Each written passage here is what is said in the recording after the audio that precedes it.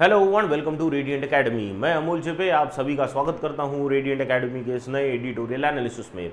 आज हम लोग यूनाइटेड स्टेट्स की जो इन्वॉल्वमेंट इजराइल हमास वॉर में हुई है, तो उस इन्वॉल्वमेंट पे एक एडिटोरियल आया है द हिंदू न्यूज़पेपर में। तो आज हम उस एडिटोरियल पे बात करेंगे, उसका एनालिसिस करेंगे और उससे पहले हम 10 नए वर्ड्स देखेंगे, एक क्लोज टेस्ट और अंत में एक पैराजंबल। आप सबसे रिक्वेस्ट है कि जो भी 10 नए वर्ड्स हम देखेंगे उनमें से एक वर्ड, कोई भी एक वर्ड का सेंटेंस आप बनाने की कोशिश करो, उसे कमेंट बॉक्स में डालो। पर वो सेंटेंस खुद ने बनाया हुआ अगर होगा तो वो ज़्यादा अच्छा होगा। कहीं से कॉपी पेस्ट करने से आप सीखोगे नहीं, तो लर्निंग बहुत कम रहेगी उससे, है ना। तो don't do that, make your own sentence, let it be wrong, just put it there, ठीक है। लिखो सिर्फ, ठीक है। चलो, तो आज शुरू करेंगे। पहला जो वर्ड आज हमारे पास है वो है अनप्रेसिडेंटेड। वर्ड है अनप्रेसिडेंटेड। देखो, अनप्रेसिडेंटेड में से अन निकाल डालो तो बनेगा प्रेसिडेंटेड, है ना। टीईडी निकाल डालो, डेंटेड में से टीईडी, सॉरी ईडी निकाल डालो, क्या बचेगा अपने पास? प्रेसिडेंट, ये वर्ड बचेगा। तो ये हो गया उसका मेन वर्ड, प्रेसिडेंट। अब प्रेसिडेंट का मतलब क्या होता है, अगर ये पता है तो अनप्रेसिडेंटेड का मतलब निकाल सकते हैं हम लोग। प्रेसिडेंट का मतलब होता है एक सेट किया हुआ मार्क, कोई भी मार्क जो सेट किया है that is called a president, है ना। जैसे एक रिकॉर्ड सेट किया तो उसको हम बोलेंगे प्रेसिडेंट है। अगर किसी ने कोई रिकॉर्ड सेट किया, लेट से तुम्हारी कॉलेज में तुम किसी कॉलेज में एडमिशन लेते हो, तब तक उस कॉलेज में सबसे ज़्यादा परसेंटेज अगर किसी ने स्कोर की है तो वो 80% है, लेट से। तो 80% का एक रिकॉर्ड सेट हो गया, बराबर है। पर अब ये रिकॉर्ड सेट हो गया, मतलब इसको बोलेंगे हम प्रेसिडेंट सेट कर दिया है। क्या सेट कर दिया? प्रेसिडेंट सेट कर दिया। प्रेसिडेंट मतलब एक सेट रिकॉर्ड। पर ऐसा हुआ कि आपने बहुत मेहनत की और आपने 80% का जो रिकॉर्ड है उसे तोड़ दिया और आपने 90% का रिकॉर्ड सेट किया। कितना? 90% का रिकॉर्ड आपने सेट कर दिया। तो उस अचीवमेंट को, आपकी जो अचीवमेंट है, आपकी जो सक्सेस है, उसके लिए कोई प्रेसिडेंट था क्या? नहीं था। प्रेसिडेंट 80% का था, आपने प्रेसिडेंट के ऊपर जाके स्कोर किया है। तो आपका जो सक्सेस है उसे हम कहेंगे अनप्रेसिडेंटेड, कि ऐसा जिसका कोई प्रेसिडेंट नहीं था, मतलब वो रिकॉर्ड ब्रेकिंग है, ऐसी चीज को हम अनप्रेसिडेंटेड कहेंगे। अभूतपूर्व यश मिला है आपको, है ना, जिसका पास्ट में कोई रिकॉर्ड नहीं है, ऐसा यश मिला तो उसे हम अनप्रेसिडेंटेड कहेंगे। ऐसी चीज जो पहले नहीं हुई है दैट इज कॉल्ड अनप्रेसिडेंटेड। देखो sentence, the pandemic brought about unprecedented changes to the daily life. Pandemic की वजह से हमारी जो डेली लाइफ है उसमें अनप्रेसिडेंटेड चेंजेस आए। ऐसे चेंजेस जो पहले नहीं अस्तित्व में थे, वो चेंजेस हमारी लाइफ में आ गए, है ना। इतनी बार शायद ही हम कभी हाथ धोते होंगे, पर पैंडेमिक के बाद वो आदत सी लग गई कि कुछ भी हो गया हाथ धो लो भाई, है ना। तो that is called unprecedented thing. Meaning क्या होगा इसका? देखो, नेवर डन और नोन बिफोर, जो पहले कभी नहीं हुआ है या किया नहीं गया हो। सिनोनिम्स क्या होंगे इसके? अनपैरेलल, है ना। अनपैरेलल का मतलब होता है जिसका कोई उदाहरण नहीं मिलता इससे पहले, that is called unparalleled. Unique, अकेला। अनहर्ड ऑफ, जो कभी नहीं सुना है, दैट इज अनप्रेसिडेंटेड। एंटोनिम्स क्या हो सकते हैं इसके? ऐसी चीज जो कॉमन है, हाँ 80 तो सभी मिला लेते, ठीक है, 80 तो सभी को मिल जाएंगे, ठीक है ना, तो वो कॉमन चीज हो गई। टिपिकल और ऑर्डिनरी, जो कॉमन है, हमेशा होती रहती है या कहीं भी मिल जाती है, that is called common typical, है ना। तो अनप्रेसिडेंटेड का मतलब क्या हो गया? ऐसा जो अभी तक नहीं हुआ है, ठीक है, रिकॉर्ड ब्रेकिंग। चलो क्लियर। चले, next word we have is abolition. Abolition, ये वर्ड कॉमन है, बहुत बार देख चुके हो आप लोग। एबॉलिशन का मतलब है समाप्त करना, किसी चीज को खत्म कर देना। अ लॉ वॉज एबॉलिश्ड, मतलब एक नियम को समाप्त कर दिया गया। एक लॉ था, कायदा था, उसे अभी समाप्त कर दिया है, बंद कर दिया गया है, ठीक है ना। तो या फिर कोई भी चीज का समाप्त करना, जैसे the Indian society abolished the sati प्रथा मेनी ईयर्स एगो। हमने सती प्रथा को बहुत साल पहले ही एबॉलिश कर दिया हमारी सिस्टम से। तो एबॉलिश मतलब समाप्त करना, खत्म करना। देखो sentence, the abolition of slavery was a turning point in history. हमारी हिस्ट्री में टर्निंग पॉइंट कब आया? जब हमने स्लेवरी को, गुलामी को एबॉलिश कर दिया, है ना, लोगों को गुलाम करके रखना, ये जो बात थी स्लेवरी जिसे कहा जाता है, हमने उसे बंद कर दिया। एक इंपॉर्टेंट चीज थी। एबॉलिशन मतलब समाप्ति, खत्म करना किसी चीज। देखो क्या मीनिंग है इसका, द एक्शन और act of ending a system, practice और इंस्टीट्यूशन, इनमें से किसी चीज को भी समाप्त करना, खत्म करना। सिनोनिम्स क्या होंगे इसके? एलिमिनेशन, टर्मिनेशन मतलब एंड करना, इरेडिकेशन, इरेडिकेशन मतलब निर्मूलन, है ना, किसी चीज को हटा देना। एंटोनिम्स क्या होंगे इसके? एस्टैब्लिशमेंट, अब ये एंटोनिम्स है ना, यानी किसी चीज की नींव डालना, दैट इज एस्टैब्लिशमेंट। शुरू करना किसी चीज को, इंट्रोड्यूस करना या इंस्टीट्यूट करना। इंस्टीट्यूशन का मतलब भी क्या होता है? किसी नई चीज को शुरू करना, इंस्टीट्यूट करना। ठीक है, तो एबोल्यूशन का मतलब समझ गए? एबोल्यूशन मतलब समाप्त करना या खत्म करना। चलिए नेक्स्ट वर्ड पे। Next word we have is lobbied. देखो लॉबीड ये पास्ट टेंस है लॉबी का, लॉबी करना, है ना, लॉबी, LOBBY, ठीक है। लॉबी कैन बी नाउन और can be verb, verb also, है ना, ये नाउन भी है वर्ब भी है। लॉबी, लॉबी का लॉबीड हुआ है। तो लॉबी का मतलब क्या होता है? लॉबी करना मतलब क्या होता है? इकट्ठा होना पहले तो बहुत सारे लोगों ने, और फिर दबाव डालना किसी पे, दैट इज कॉल्ड लॉबिंग, है ना। जैसे फॉर एग्जाम्पल आपकी सब लोगों की क्लास है, आप सब लोगों की क्लास में ऐसा हो रहा है कि आपको किसी एक टीचर ने पढ़ाई हुई चीज़ें नहीं समझ रही, तो आप डायरेक्टर के पास या जो चीफ है उनके पास जाके एक को किसी एक ने जाके बोलने के लिए आप कतरा रहे हो, तो आप क्या करते हो? एक लॉबी तैयार करते हो, मतलब 5, 6, 7, 10 लोगों को इकट्ठा करते हो, सबको पूछते हो तुम्हारा भी वही प्रॉब्लम है क्या, तुम्हारा भी वही प्रॉब्लम है क्या।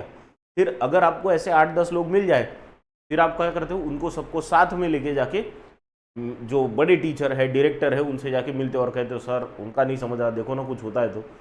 दिस इज कॉल्ड लॉबिंग, है ना। अकेले से होने वाली चीज़ नहीं हो लगती वो, तो सबको साथ में लेके किसी पे दबाव डालने की कोशिश अगर आप करो तो उसे कहते हैं लॉबी करना, है ना। तो बहुत बार बिजनेसमैन भी ऐसा ही करते हैं, है ना। बहुत सारे बिजनेसमैन एक साथ आ गए, वो सब मिलके सरकार पे दबाव डालते हैं कि इस तरह का निर्णय लो, तो उसे लॉबी कहा जाता है। ठीक है, देखो sentence, environmentalist lobbied the government for stricter pollution control. अब किसने लॉबी की? यहाँ पे इन्वायरमेंटलिस्ट सब इकट्ठा हुए, सबने सरकार पे क्या किया? दबाव डाला, इसलिए स्ट्रिक्टर पोल्यूशन कंट्रोल की, आप पोल्यूशन कंट्रोल के लिए और स्ट्रिक्ट रूल्स बनाइए। समझ गए लॉबी? तो मीनिंग क्या होगा इसका? To seek to influence politician और public official on an issue, है ना, किसी को इन्फ्लुएंस करना, प्रभाव डालना किसी पे, ताकि वो आपकी जो बात है वो सुने, that is called lobby. Synonym क्या होगा इसका? एडवोकेट करना, एडवोकेट करना मतलब किसी की साइड लेना, है ना, उसको उसकी बातों को आपने सपोर्ट करना, that is called to advocate. Campaign करना मतलब किसी चीज का प्रचार करना। परसुएड करना, परसुएडेड का मतलब होता है किसी को मनाना, ठीक है, से मनाना कि आप ये कीजिए, ये अच्छी बात है, तो उसे भी लॉबी कहा जा सकता है। एंटोनिम्स क्या होंगे? अपोज करना किसी चीज को, विरोध करना। ऑब्स्ट्रक्ट करना मतलब किसी चीज में बाधा डालना। हिंडर करने का मतलब भी है किसी चीज में बाधा डाल के उस चीज को रोकना। समझ गए? तो लॉबी का मतलब क्या होगा? इकट्ठा होके किसी व्यक्ति पे दबाव डालना ताकि वो कोई पर्टिकुलर काम करे, दैट इज लॉबी। चले अगले वर्ड पे। Next word we have is agitated. Agitated का मतलब होता है गुस्सा आना। अगर कोई व्यक्ति एजिटेटेड है मतलब वो गुस्से में है, ठीक है, उसका सर ठिकाने पे नहीं हो, गुस्से में है। और एजिटेशन आपने अगर वर्ड सुना होगा, एजिटेटेड ये तो वर्ब हो गया, है ना, इसका नाउन फॉर्म भी है एजिटेशन। तो एजिटेशन मतलब गुस्सा आना भी होता है, साथ में प्रोटेस्ट के लिए भी यूज होता है कि आप अगर आंदोलन कर रहे हो तो उस आंदोलन को भी प्रोटेस्ट या एजिटेशन कहा जाता है। क्योंकि प्रोटेस्ट कब होगा? जब लोगों को किसी चीज के प्रति गुस्सा होगा, तो वो उसके विरोध में क्या करेंगे? एजिटेशन करेंगे, प्रोटेस्ट करेंगे। तो एजिटेशन मतलब प्रोटेस्ट भी होता है। वैसे एजिटेटेड का मतलब होता है गुस्सा होना, है ना, तकलीफ में होना और गुस्सा होना। देखो sentence, he was visibly agitated. Visibly agitated मतलब दिख रहा था कि वो गुस्से में है। किस चीज की वजह से?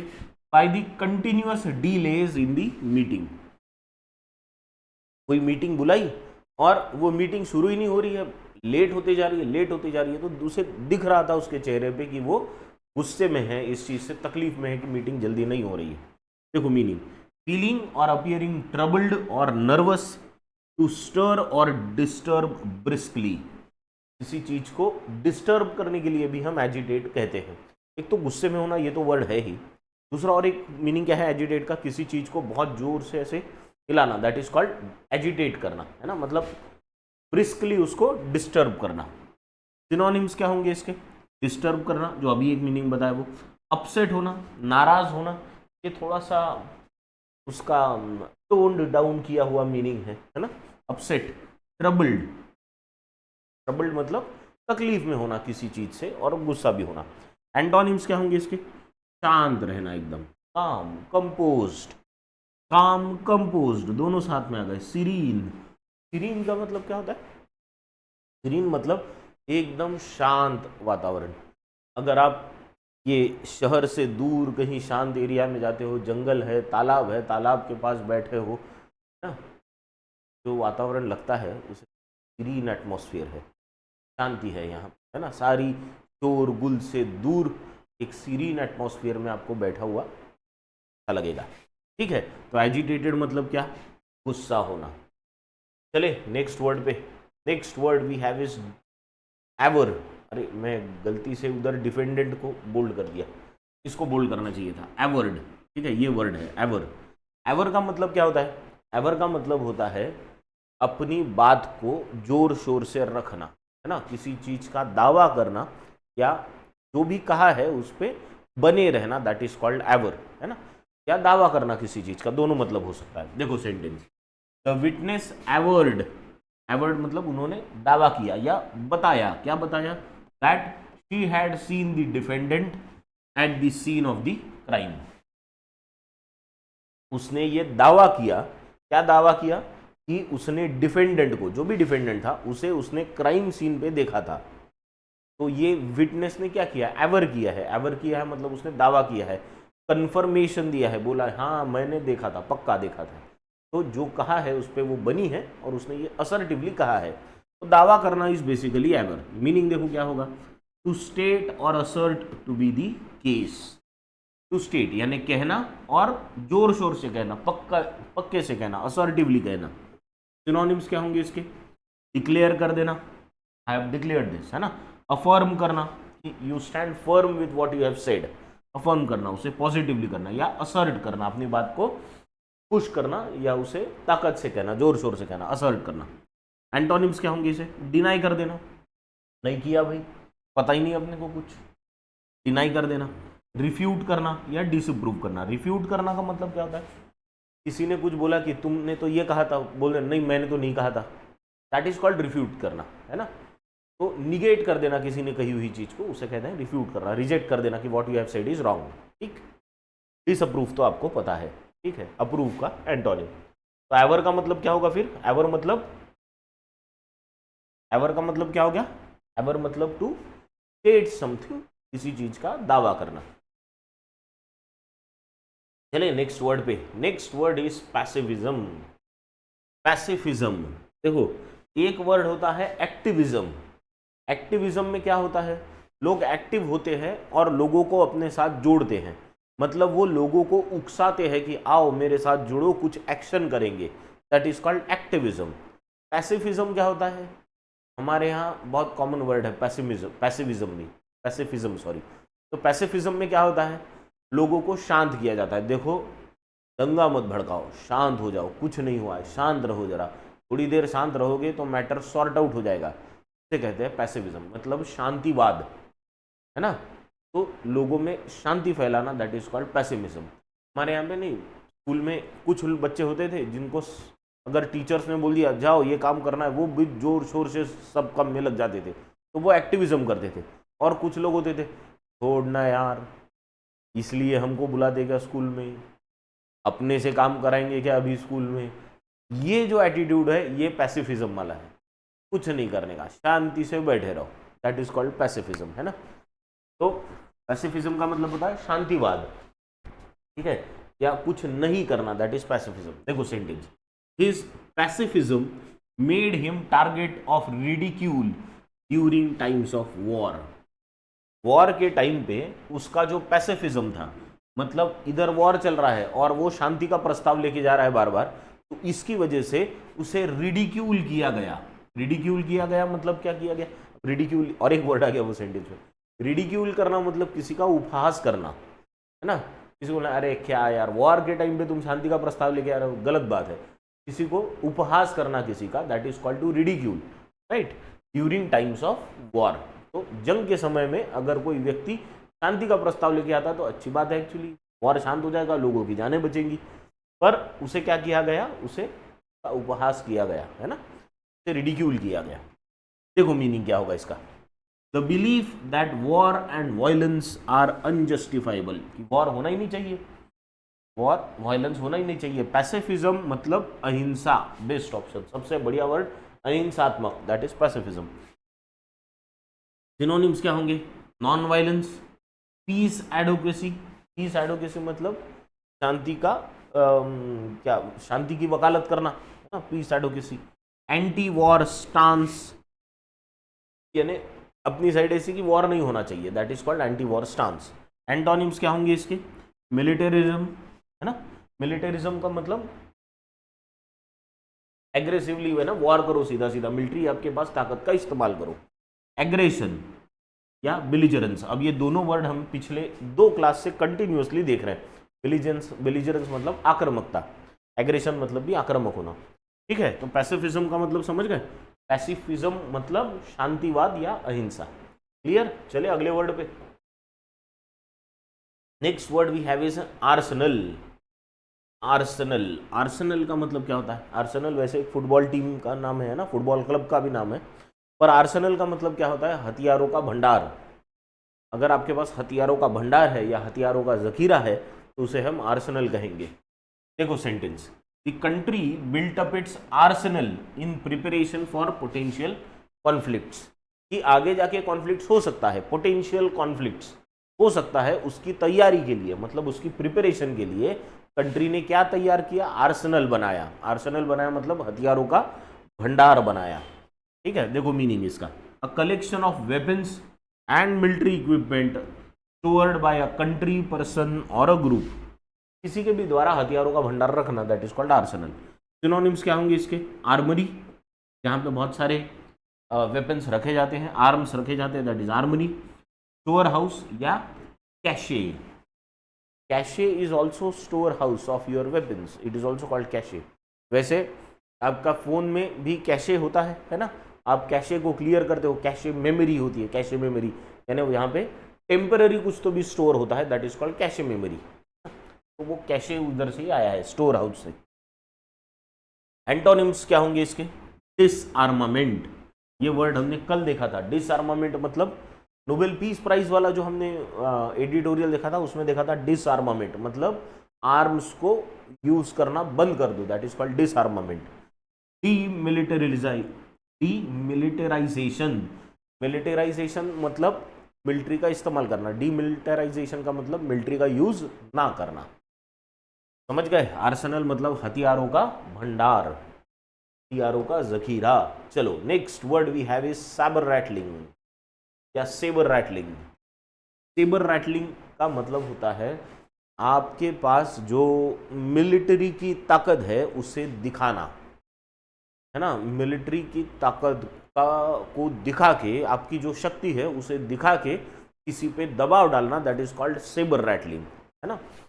देखो sentence, the nation's recent sabre rattling has raised concerns of an imminent war. किसी देश के बारे में चर्चा हो रही है, उस देश ने क्या किया? अपनी मिलिट्री पावर को लोगों के सामने रखा और मिलिट्री पावर को दिखाया, मतलब उसका दिखावा किया, जिससे यह लग रहा था कि अब ये कंट्री वॉर में जाने वाली है। वॉर इज इमिनेंट, इमिनेंट का मतलब कोई चीज होने ही वाली है, that is called imminent, right. तो सेबर रेटलिंग का मतलब क्या? अपने पास जो मिलिट्री पावर है, जो ताकत है, वो उसका दिखावा करना, किसी पे दबाव डालने के लिए, बेसिकली किसी को धमकाने के लिए उस चीज का यूज करना, उसे कहते हैं सेबर रैटलिंग। कि मिलिट्री ऐसे सामने लगे, मिलिट्री खड़ी कर दी। अब मतलब क्या है इसका? आप किसी को धमका रहे हो, right, that is called sabre rattling, कि आगे वाला डर जाए आपकी मिलिट्री देख के, ये आपकी कोशिश होती है। देखो मीनिंग इसका, टू डिस्प्ले और थ्रेट, थ्रेट मतलब धमकाना, ऑफ मिलिट्री फोर्स। क्या हो गया सिनोनिम्स? थ्रेटनिंग मतलब धमकाना, इंटिमिडेशन मतलब वही किसी को, ताकि वो इंटिमिडेट हो, आपको देख के चल भी चल हो उसके मन में, अरे यार ये वॉर वगैरह कर दिया इसने तो, ऐसा। वॉर मॉन्गरिंग मतलब वॉर हो, लड़ाई हो, इसके लिए ट्राई करना, that is called war mongering. Antonyms क्या होंगे इसके? डिप्लोमेसी, डिप्लोमेसी जो अभी हमारे एक्सटर्नल अफेयर्स मिनिस्टर पाकिस्तान में गए हैं, तो डिप्लोमेटिक रिलेशंस को पुनः स्थापित करने के लिए तो नहीं गए, there are no diplomatic relations between India, but more और लेस रीजनल डिप्लोमेसी के लिए गए हैं, कि एकदम ऐसा भी नहीं है कि एससीओ की मीटिंग और हम नहीं जाएंगे। डिप्लोमेसी मतलब बातचीत से मुद्दे हल करना, यहाँ पे झगड़े की, लड़ाई झगड़े की बात को अवॉइड करते हम लोग।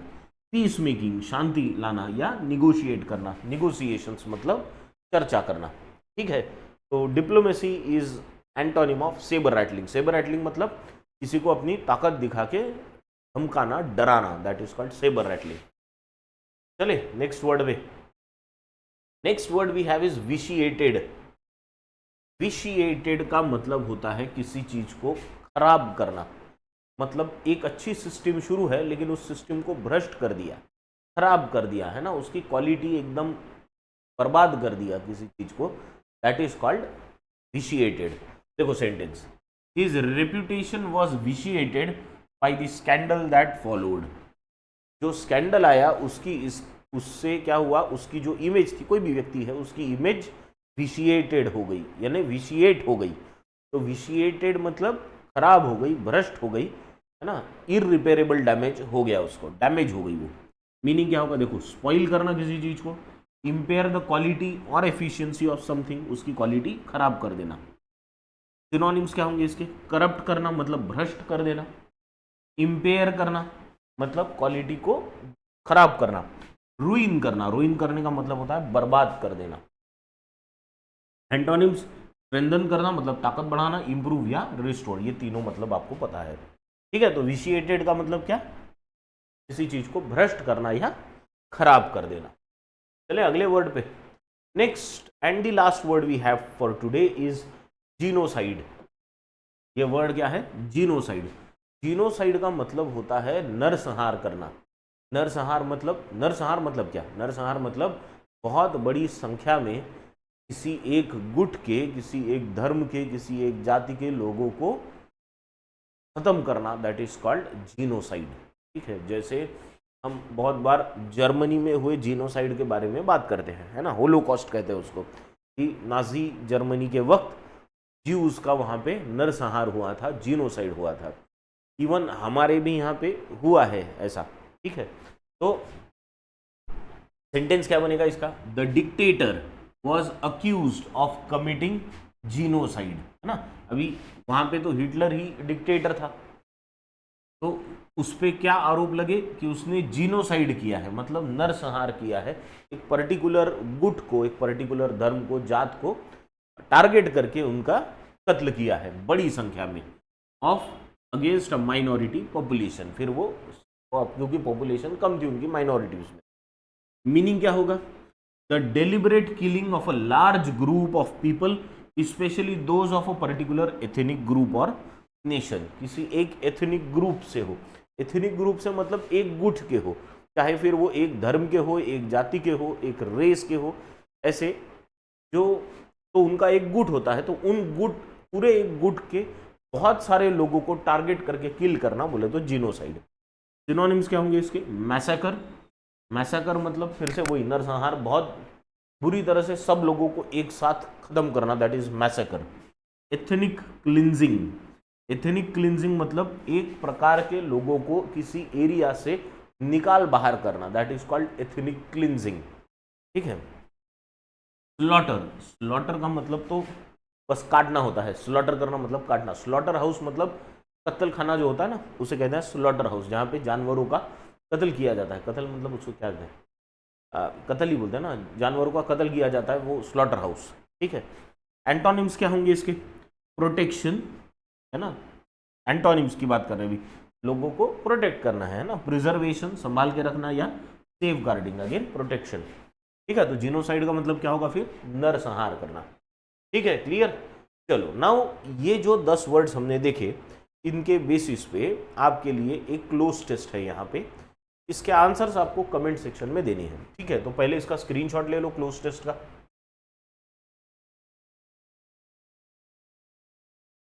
ठीक है, डन। चलो let us now move on to the editorial. तो ये जो एडिटोरियल है वो है deeper role on the US and West Asia conflicts.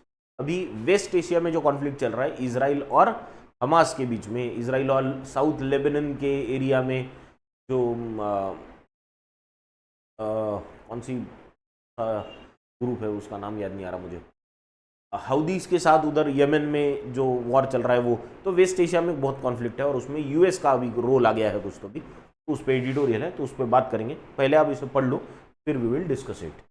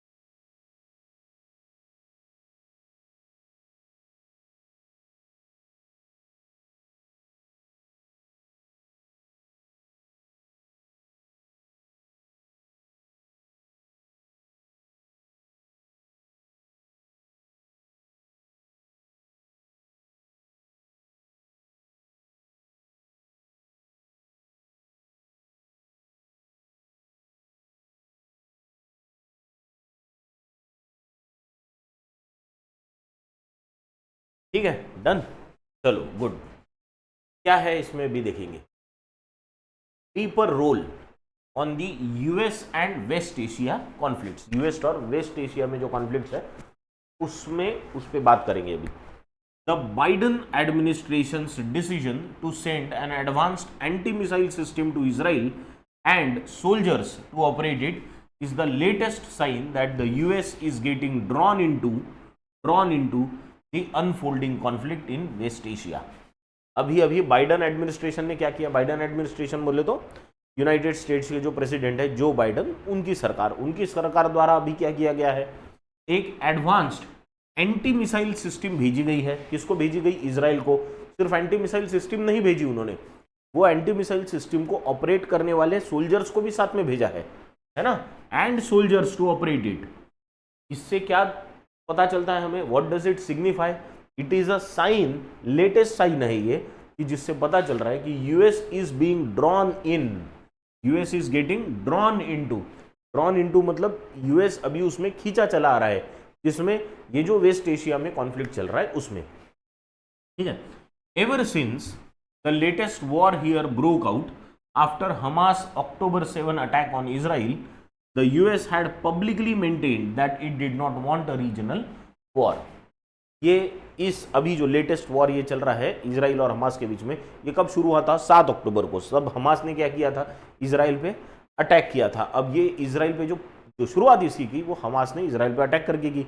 तब से यूनाइटेड स्टेट्स का एक स्टांस रहा है, उन्होंने कहा है कि देखो अब वॉर करना है वॉर कर लो, हमारे लिए तो अच्छा ही है ना, हमसे ही सब लेके तो अब वॉर करोगे तो हमारी इकोनॉमी बढ़ेगी। तो यूएस तो उसके पक्ष में हमेशा होता है। US always want someone at least in the world to fight against each other, so that उनका धंधा चलता रहे आर्म्स एमिनिशंस का।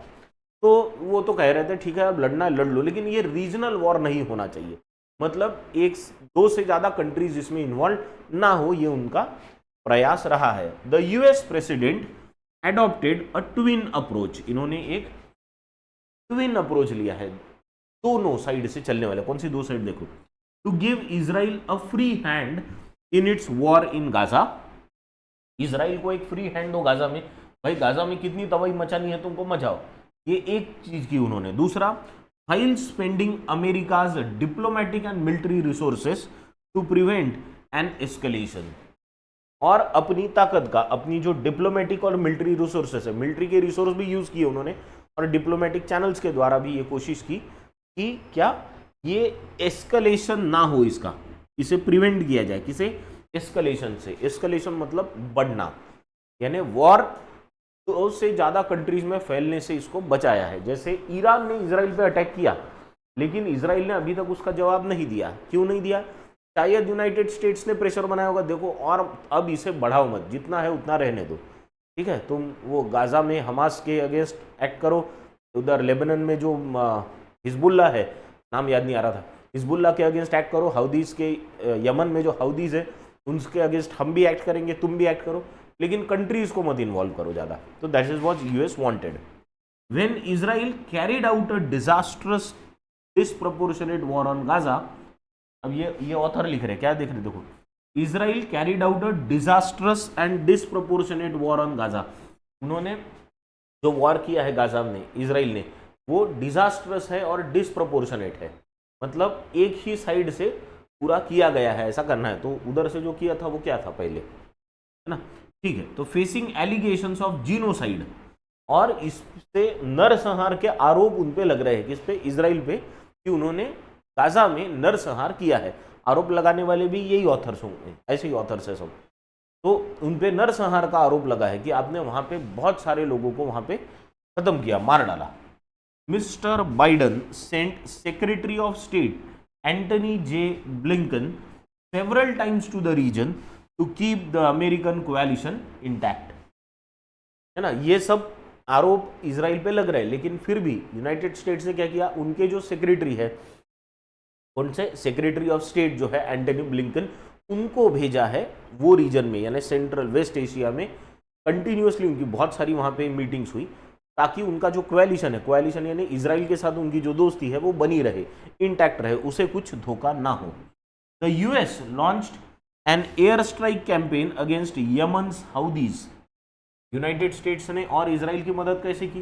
यूनाइटेड स्टेट्स ने एयर स्ट्राइक लॉन्च की, किसके अगेंस्ट? यमन के जो हाउदीज है ना, उनके अगेंस्ट। ये जो यमन के हाउदीज है वो क्या करते हैं, ये जो शिप्स आती है ना, वो यमन के पास से गुजरती थी, तो हाउदीज वो शिप्स को टारगेट करते थे, और इसलिए क्या हो गया, इंटरनेशनल ट्रेड अफेक्ट हो रहा था, जिसकी वजह से शिप्स को पूरा घूम के जाना पड़ता था। तो एयर स्ट्राइक करके हाउदीज के अगेंस्ट यूनाइटेड स्टेट्स ने एक्ट किया। Who declared war against Israel and attack commercial vessels, ये देखो कमर्शियल वेसल्स, वेसल्स मतलब शिप्स, इन दी रेड सी।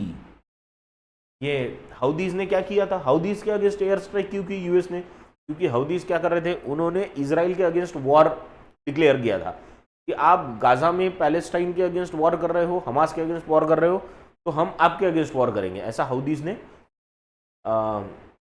हमास के सपोर्ट में बोला था और इजराइल के अगेंस्ट में। अब और दूसरा चीज उन्होंने क्या किया, रेड सी में से जो गुजर के जाते थे सारे कमर्शियल वेसल्स, उन पे अटैक करना शुरू किया, इसलिए यूएस ने उन पे अटैक किया, हाउदीज पे। And also strikes against Hashd al Shaabi the Shia militias in Iraq and Syria. और दूसरी एक आतंकवादी संगठन का नाम, ये मेरे लिए भी नया है, इनका नाम है हशद अल शबी। ये शिया मिलिट्री ग्रुप है, मिलिट्री ग्रुप नहीं है, सॉरी, शिया मिलिटियाज है। मिलिटियाज मतलब आतंकवादी संगठन है, एक शिया आतंकवादी संगठन जो इराक और सीरिया में काम करता है, तो उसके अगेंस्ट भी उन्होंने एक्ट किया। While secretary Blinken held the American Arab alliance together. तो ट्विन अप्रोच की जो हम बात कर रहे थे, वो ट्विन अप्रोच क्या है, एक साइड में इजराइल को हमास में गाजा में फ्री हैंड दे दिया, जाओ जो करना है करो उधर जाके, और दूसरी साइड क्या किया, खुद उधर कुछ आतंकवादी संगठनों के अगेंस्ट काम किया, जैसे हौदीज और हशद अल शबी के अगेंस्ट, लेकिन अपना जो अलायंस है अरब कंट्रीज के साथ, जो अलायंस है यूएस का और इजराइल के साथ, उसे ब्लिंकन को भेज के उस अलायंस को भी इंटैक्ट रखा, उसे बिखरने नहीं दिया। ठीक, क्लियर। चलो now go to the second part. अब सेकेंड पार्ट पढ़ो जल्दी से, फिर इस पर डिस्कस करेंगे।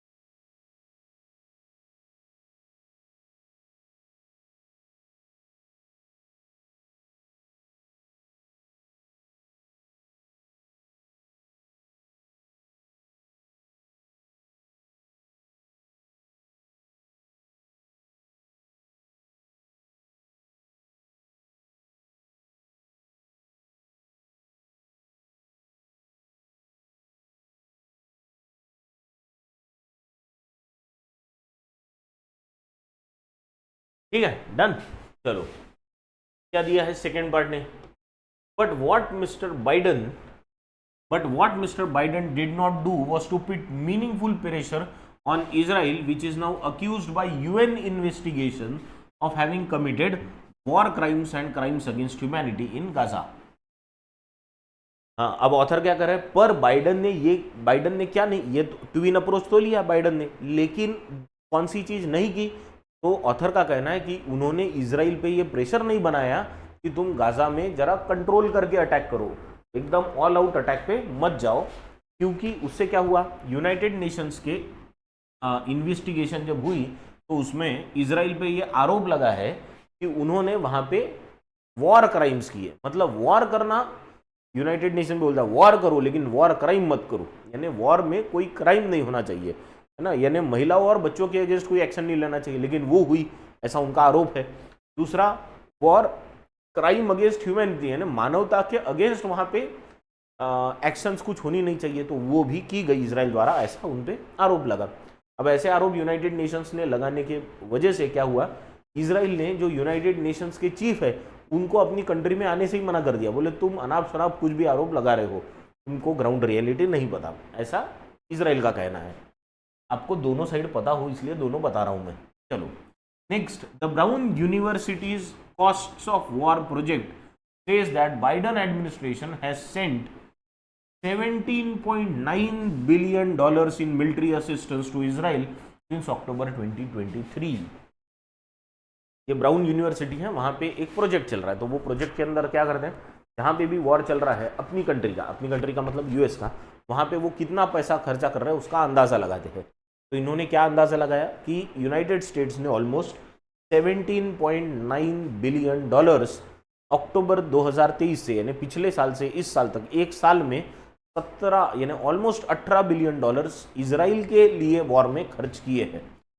Washington did little when Israel to war to Iran by bombing Iranian embassy in Damascus और when it launch the Lebanon invasion.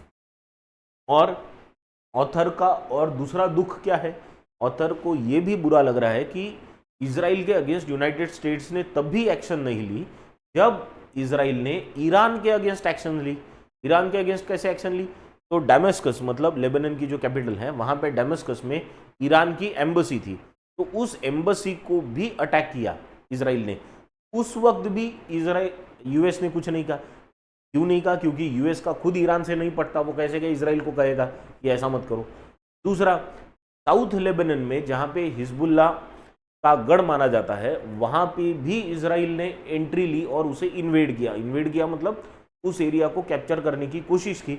उस समय पे भी यूएस ने कुछ नहीं कहा। क्यों कुछ करेगा भैया, क्योंकि साउथ लेबनान से हिजबुल्ला इजराइल पे अटैक कर रहा है, तो इजराइल तो चाहेगा कि उस एरिया को अपने अंदर ले ले ताकि हिजबुल्ला को खत्म किया जा सके। तो इन सारी चीजों से ऑथर को दुख है कि आपने इजराइल को ये सब करने से क्यों नहीं रोका। ठीक है, देखो चलो नेक्स्ट पार्ट में क्या दिया है इसी में, the US decision to deploy the terminal high altitude area defence hard system also points to precarious security situation its ally is in. अब देखो ऑथर क्या कह रहे हैं, और ऑथर कह रहे हैं कि यूनाइटेड स्टेट्स ने जो ये थार्ड नाम की सिस्टम है, थार्ड यानी कौन सी, terminal high altitude area defence system, कोई एक एयर डिफेंस की सिस्टम है ना, एरिया डिफेंस की, वो सिस्टम इजराइल को दी। इससे क्या पता चलता है कि इजराइल की कंडीशन बहुत प्रिकैरियस है। प्रिकैरियस मतलब दयनीय स्थिति में इजराइल है। भाई दयनीय स्थिति में होगा तो 3 जगह वॉर क्यों करेगा कोई कंट्री, तो बहुत बुरी कंडीशन में इजराइल है, ऐसा ऑथर को लग रहा है। और वो किस बेसिस पे वो बना रहे हैं अपना निर्णय कि यूनाइटेड नेशंस ने इजराइल में अपनी terminal high altitude area defence system उनको दी है। After 12 months of war Israel is yet to meet its objectives. Hamas still fires rockets into Israel. Hezbollah has stepped up rocket and drone attacks after Israel's Lebanon invasion. है ना, 12 महीने हो गए, बोलते हैं कि 12 महीने से इजराइल इस वॉर में है, लेकिन अभी तक ऑब्जेक्टिव्स अपना पूरा नहीं कर पाया। भाई अगली भी टीम स्ट्रांग है ना, ऐसा थोड़ी है कि आप स्ट्रांग है तो अब वॉर जीतना है, एक ही ऑब्जेक्टिव तो नहीं होता, बहुत बार इट टेक्स टाइम। तो और दूसरा क्या, अब इनका कहना है देखो हमास भी तो आप पे रॉकेट्स दाग रहा है, हिजबुल्ला ने भी आप पे रॉकेट दागना शुरू कर दिया है, और ये सब खुद लिख रहे कि उधर हमास इजराइल पे अटैक कर रहा है, इधर हिजबुल्ला अटैक कर ही रहा है इजराइल पे, है ना, उधर हौदीस यमन में अटैक कर रहे हैं। लेकिन नसीहत इजराइल को देनी है ऑथर ने कि इजराइल ये सारी चीजें ना करे। क्यों, I don't understand, that's why. ठीक है, क्यों, तो उनका शायद ये कहना है ऑथर का कि अगर इजराइल अटैक करना बंद कर देगा तो ये आतंकवादी संगठन भी शांत बैठेंगे। फिर आतंकवादी संगठन जो छोटी मोटी घटनाएं करते हैं फिर उतनी करते रहेंगे, उसमें कुछ लोग मरते रहेंगे आपके, लेकिन आप अटैक मत कीजिए नहीं तो वॉर हो जाएगा। तो शायद कारण हो सकता है। On Sunday a Hezbollah drone struck an Israeli military base killing 4 soldiers. और क्या बता रहे हैं कि हिजबुल्ला का जो ड्रोन आया, अब हिजबुल्ला कहाँ पे, साउथ लेबनान में, तो वहां से ड्रोन आया और वहां से इजराइल मिलिट्री बेस पे अटैक किया उसने। इजराइल का वो डिफेंस सिस्टम इतना स्ट्रांग है, वो स्ट्रांग होने के बावजूद एक ड्रोन ने इजराइल के मिलिट्री बेस पे अटैक किया जिसमें 4 सोल्जर्स की मौत हो गई। फिर इजराइल ने वॉर या अटैक करना क्यों रोकना चाहिए, that is what I am not getting from the author's point of view. On October 1 Iran launched a massive ballistic missile attack on Israel. अभी अक्टूबर की शुरुआत में 1 अक्टूबर को ईरान ने भी एक भयंकर अटैक इजराइल पे किया था। While most of the 200 Iranian missiles were intercepted by Israel and American system, dozens hit at least 2 Israeli bases। Israel के जो मिलिट्री बेस है उनमें से 2 को क्षति पहुंची जब ईरान ने ये इतना बड़ा बैलिस्टिक मिसाइल का अटैक किया था। अब 200 से ज़्यादा जो मिसाइल्स उन्होंने दागे उन्हें तो इसराइल की डिफेंस सिस्टम और अमेरिकन डिफेंस सिस्टम ने बर्बाद कर दिया, खत्म कर दिया, लेकिन फिर भी 2 जगह इसराइल की बेस को इससे क्षति पहुंची, नुकसान हुआ, है ना। तो चारों तरफ से वो उस पर अटैक हो रहा है, तो why should it not respond, that is what I am not getting. ठीक है, तो चलो अब चलेंगे लास्ट पार्ट पे, आखिरी पार्ट है, just go through it quickly.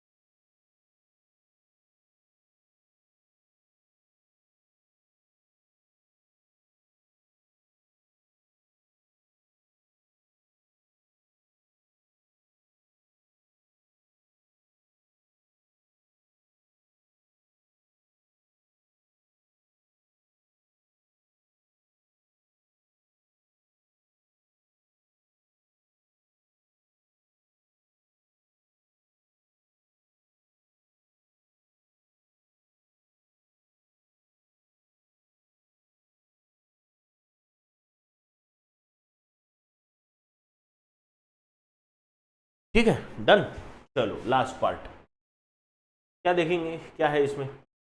with Israel preparing its response to Iran amid Iranian threats of counter retaliation, the US finds it necessary to bolster the defense of its ally। है ना, Israel अपना plan बना रहा है। देखो Iran ने बहुत तगड़ा बैलिस्टिक मिसाइल का अटैक इजराइल पे किया, बहुत नुकसान नहीं हुआ इजराइल को उससे, लेकिन फिर भी 2 मिलिट्री बेस पे उनके क्षति पहुंची थी। तो इसका रिस्पॉन्स देने के लिए इजराइल प्रॉपरली तैयारी कर रहा है। कैसे देगा, कब देगा, वो इजराइल खुद डिसाइड करता है ना। एमिड इरानियन थ्रेट्स, ईरान की तरफ से धमकियां आ रही है, उसी वक्त, है ना, उसी वक्त यूएस क्या कर रहा है, यूएस फाइंड्स इट नेसेसरी, उन्हें ये जरूरी लग रहा है कि वो बोल्स्टर करे मतलब पुश करे कि उनकी जो डिफेंसेस है वो हेल्प करे उनके अलाय को। अलाय मतलब उनके दोस्त को। अब यूएस का दोस्त कौन है, इजराइल, तो यूएस इजराइल की हेल्प कर रहा है। The move also underscores the argument that Israel is overwhelmingly dependent on the US for security and defence, which gives Washington substantial leverage over Tel Aviv. Tel Aviv is capital of Israel, तो over Israel ऐसा ही समझो उसको। क्या होता है कि इस बात से ये पता चलता है, बोलते ऑथर कह रहे कि यूएस इजराइल की हेल्प कर रहा है, इस बात से ये पता चलता है कि Israel is dependent on United states for defence and security. This was the author feels कि इजराइल की डिपेंडेंसी है कि यूएस मदद करेगा तभी हम कुछ कर सकते हैं। पर इससे क्या दूसरा फायदा होता है कि इससे यूनाइटेड स्टेट्स अपन लेवरेज कर सकता है ना, लेवरेज यूज कर सकता है या लेवरेज कर सकता है इजराइल पे। लेवरेज कर सकता है मतलब अपनी शक्ति का इस्तेमाल करके इजराइल को निर्णय लेने में या निर्णय नहीं लेने में इन्फ्लुएंस कर सकता है। लिवरेज करना मतलब क्या? अपनी ताकत का इस्तेमाल करके किसी पे प्रभाव डालना, दबाव डालना, इसे कहते हैं लिवरेज करना। ठीक है, तो लिवरेज किसके ऊपर लिवरेज कर सकता है? ये टेल अवीव पे। टेल अवीव पे मतलब इजराइल पे। For some strange reasons the Biden administration has until now refused to use that leverage as Israel has gone rogue in Gaza, West Bank, Syria and the Lebanon. अब author का दर्द वही है कि ये यूनाइटेड स्टेट्स के पास इतनी ताकत है क्योंकि वो तो इजराइल का डिफेंस सिस्टम को कंट्रोल करता है, ऐसा उनको लग रहा है ऑथर को, है ना। तो यूनाइटेड स्टेट्स के पास इतनी शक्ति है कि वो उनको कहे इजराइल को, कंट्रोल करे उसको, इजराइल को, कि उनके पास उतनी ताकत है कि उस पर प्रभाव डाल सकता है कि तुम ऐसा मत करो, पर यूनाइटेड स्टेट्स वैसा कर नहीं रहा है। ये उनका दर्द है और इसकी वजह से क्या है? इजराइल हैज गॉन रोग, यानी वो पागलों की तरह अभी लोगों के पीछे पड़ा है। रोग होना मतलब एग्रेसिव होना, बहुत बुरी तरह से एक्ट करना। किस एरिया में? गाजा में, वेस्ट बैंक में, सीरिया में और लेबनान में। तो यहाँ पे वो रोग हो गया है। This escalation cycle could drag the US deeper into the conflict with disastrous consequences for all parties. अगर ऐसा ही चलता रहा तो क्या होगा? United states excuse me,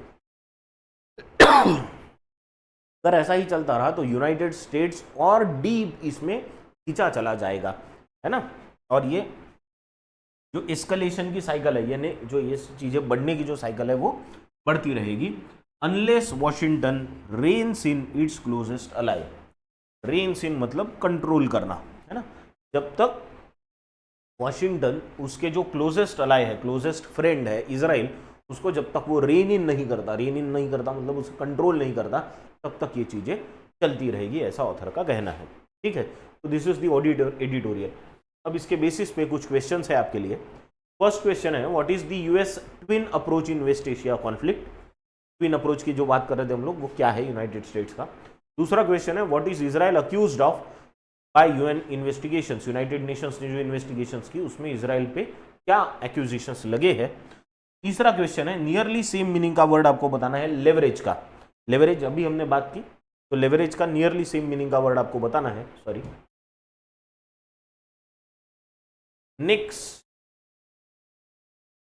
next question है, what does the phrase in the bold in given sentence mean. Reins in नाम की जो फ्रेज है उसका क्या मतलब है आपको बताना है। अभी बताया मैंने, बहुत सिंपल है ये। और आखिरी क्वेश्चन है, according to author what does the deployment of THAAD system, THEED, THAAD नाम की जो सिस्टम है वो यूनाइटेड स्टेट्स ने जो यूज की है उसका क्या मतलब होता है, क्या सिग्निफाई करता है, वो बताना है। और कल के जो क्वेश्चंस पूछे थे उसके आंसर्स आपके सामने यहाँ पे है, ECD BC।